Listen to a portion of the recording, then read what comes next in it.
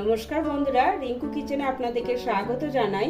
চলে এসেছি আজ আমি নতুন একটা রেসিপি নিয়ে। আজকের রেসিপি হচ্ছে মৌরি পটল। আর এই মৌরি পটল রেসিপিটা বানানোর জন্য খুবই কম তেল মশলার প্রয়োজন হয়, খেতে হয় অসাধারণ। অনেকেই আছেন পটল পছন্দ করেন না, তারা একবার হলেও আমার মতো এভাবে মৌরি পটল রেসিপিটা বানিয়ে খেতে পারেন। আশা করছি আপনাদের ভালো লাগবে। তার জন্য পুরো ভিডিওটা দেখার অনুরোধ রইল। মৌরি পটল বানানোর জন্য প্রথমে আমি 250 গ্রাম পটল নিয়ে নিয়েছি। পটলের উপরে যে পাতলা লেয়ারটা ছিল বটির সাহায্যে ফেলে দিয়েছি। তারপর পটলটাকে ভালোভাবে ধুয়ে পটলের সামনে আর পিছনের অংশটা কেটে বাদ দিয়ে পটলটাকে মাঝ বরাবর কেটে নিয়েছি।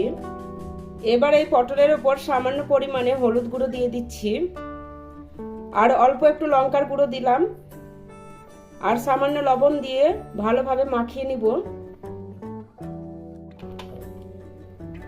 হাত দিয়ে ঘষে ঘষে প্রত্যেকটা পটলের ওপর লবণ, হলুদ আর লঙ্কার গুঁড়োটা খুব ভালোভাবে মাখিয়ে নিব। লবণ, হলুদ আর লঙ্কার গুঁড়োটা খুব সুন্দরভাবে মাখিয়ে নিয়েছি। আর একটা মাঝারি সাইজে আলু নিয়ে নিয়েছি। আলুটাকে লম্বা করে কেটে ধুয়ে নিয়েছি। মৌরি পটল বানানোর জন্য আমি একটা ভাজা মশলা রেডি করব। তার জন্য গ্যাসের ওপর কড়াই বসিয়ে দিয়েছি।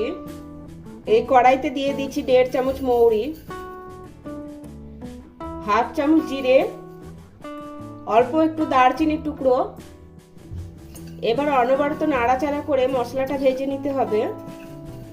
আর মশলাটা ভাজার সময় গ্যাসের ফ্লেমটা লোতে করে দিয়ে মশলাটা ভাজতে হবে।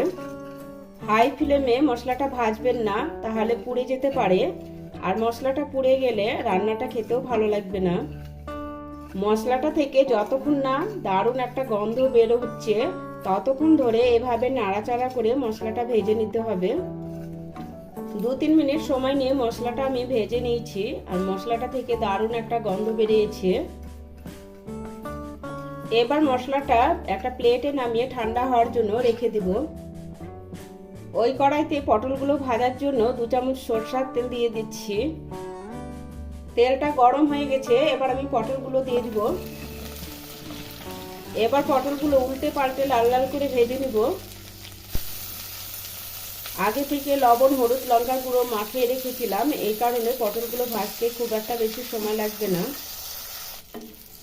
পটলগুলো এক পিঠ ভাজা হয়ে গেছে, আর এক পিঠ ভাজার জন্য পাল্টে দিলাম। পটলগুলো ভাজার সময় গ্যাসের ফ্লেমটা মিডিয়ামে করে পটলগুলো ভাজতে হবে। পটলগুলো ভাজার জন্য রেখে দিলাম। এদিকে মশলাটা ঠান্ডা হয়ে গেছে, একটা মিক্সি জারের মধ্যে ঢেলে নিলাম। আর আমি মশলাটা গুঁড়ো করে নিব।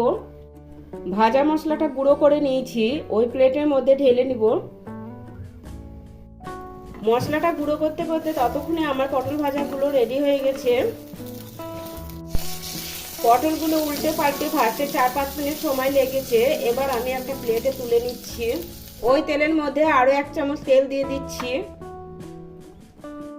এবার এই তেলের মধ্যে কেটে রাখা আলুটা ভাজার জন্য দিয়ে দিলাম। সামান্য পরিমাণে হলুদ গুঁড়ো আর লবণ দিয়ে আলুগুলো নাড়াচাড়া করে ভেজে নিব। আলুগুলো এমনভাবে ভাজতে হবে যাতে এই তেলের মধ্যে 80% সেদ্ধ হয়ে যায়। আলুগুলো মিডিয়াম আঁচে 5-6 মিনিট ভেজে নিয়েছি। এবার আমি তুলে নিচ্ছি। এই তেলে রান্নাটা আমার হয়ে যাবে, তার জন্য আর আমি তেল ব্যবহার করছি না। এবার দিয়ে দিচ্ছি 4টে কাঁচা লঙ্কা চিরা, আর দিয়ে দিচ্ছি 1 চামচ আদা বাটা। যেহেতু নিরামিষ রান্না, ওই জন্য আদা বাটাটা ব্যবহার করছি। কাঁচা লঙ্কা আর আদাটা একটু ভেজে নিব, তাতে আদার কাঁচা গন্ধটা চলে যায়। আদা আর কাঁচা লঙ্কাটা ভেজে নেওয়ার পর আমি ভাজা মশলা গুঁড়োটা দিয়ে দিলাম, আর দিয়ে দিচ্ছি অল্প একটু হলুদ গুঁড়ো। এবার ভালোভাবে মিশিয়ে নিব। আদা আর কাঁচা লঙ্কার সাথে ভাজা মশলাটা খুব ভালোভাবে মিশিয়ে নিয়েছি। এবার দিয়ে দিচ্ছি হাফ চামচ কাশ্মীরি লাল লঙ্কার গুঁড়ো। কাশ্মীরি লাল লঙ্কার গুঁড়ো দেওয়ার কারণে তরকারি কালারটা খুব সুন্দর আসবে।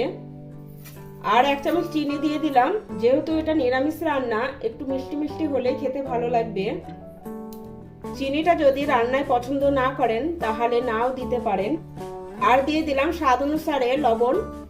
এবার 2-3 চামচ জল দিয়ে মশলাটা লো ফ্লেমে খুব ভালো করে কষিয়ে নিব।